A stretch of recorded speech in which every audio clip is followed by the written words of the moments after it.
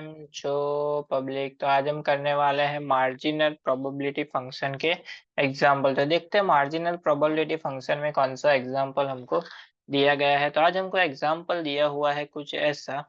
For the following joint distribution of X and Y, यानी X and Y के distribution के लिए हमको एक टेबल दिया हुआ है, जिसमें ये वाला जो पार्ट है वो क्या है, वाई के लिए है, एंड ये वाला जो पार्ट है वो क्या है, एक्स के लिए है।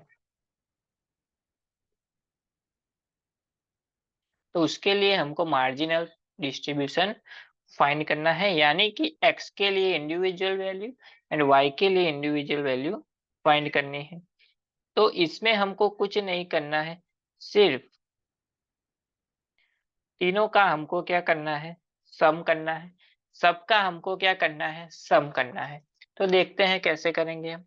सबसे पहले तो ये वाला जो पार्ट है वो y के लिए है, और ये वाला जो पार्ट है x के लिए है। चलिए, तो इन y के लिए 0 की वैल्यू क्या हो जाएगी, 3/28, 9/28 एंड 3/28। एंड x के लिए वैल्यू क्या हो जाएगी, 3/28, 3/14 एंड 1/28। यानी कि अगर हमको probability for x is equal to 0 find करना है, तो हम क्या करेंगे, probability for x is equal to 0 and y is equal to 0। Probability for x is equal to 0, तब y की वैल्यू क्या है, 0, प्लस प्रोबेबिलिटी फॉर x तो 0 ही रहेगा और y की वैल्यू चेंज होगी, y is equal to 1, and probability for x is equal to 0, तो y की वैल्यू क्या हो जाएगी, 2। यानी कि इन तीन को क्या करना है हमको, सम। यानी कि 3/28 प्लस 3/14 प्लस 1/28, यानी कि एलसीएम हो जाएगा 28। 3 प्लस इसको मल्टीप्लाई करना पड़ेगा 2 से, यानी 6 प्लस 1, यानी कि 6 प्लस 4, यानी कि 10/28 हमारा हो गया आंसर। उसी तरह से हम probability for x is equal to 1 find कर सकते हैं। Probability for x is equal to 1 find करना है, तो यहाँ पे सिर्फ हो जाएगा 1, 1 एंड 1। तो मतलब इन तीनों का सम, यानी कि 9/28 प्लस 3/14 प्लस 0, एलसीएम हो जाएगा 28। 9 प्लस इसको मल्टीप्लाई करना पड़ेगा 2 से, यानी कि 6, यानी कि 15/28।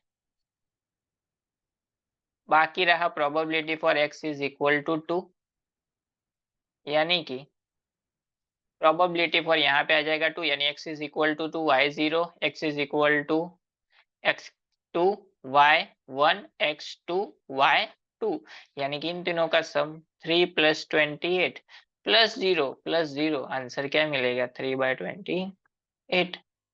सिंपल है, सिर्फ तीनों का सम करना है हमको। चलिए, उसके बाद similarly probability for y is equal to 0 find करेंगे, तो उसमें क्या हो जाएगा, जब फर्स्ट क्या आएगा, probability for x is equal to 0 and y is equal to 0, plus probability for x is equal to 1 and y की वैल्यू क्या रहेगी, उसमें कांस्टेंट रहेगी, plus x is equal to 2, तब y की वैल्यू क्या होगी, 0। यानी कि इस वाले का था सम 3/28 प्लस 9/28 प्लस 3/28, यानी कि 3/28 प्लस 9/28 प्लस 3/28, एलसीएम हो जाएगा 28। 3 प्लस 3 6 प्लस 9 15, यानी हमारा आंसर हो गया 15/28। उसी तरह से probability for y is equal to 1 find कर लेंगे, यानी कि x की जगह पे 0, y 1, x 1, y 1, x 2, y 1, यानी कि इन तीनों का सम, यानी कि 3/14 प्लस 3/14 प्लस 0, यानी कि 14 हो गया एलसीएम, 3 प्लस 3 6, यानी इसका आंसर हो गया हमारा 6/14। उसी तरह से probability for y is equal to 2 find कर लेते हैं,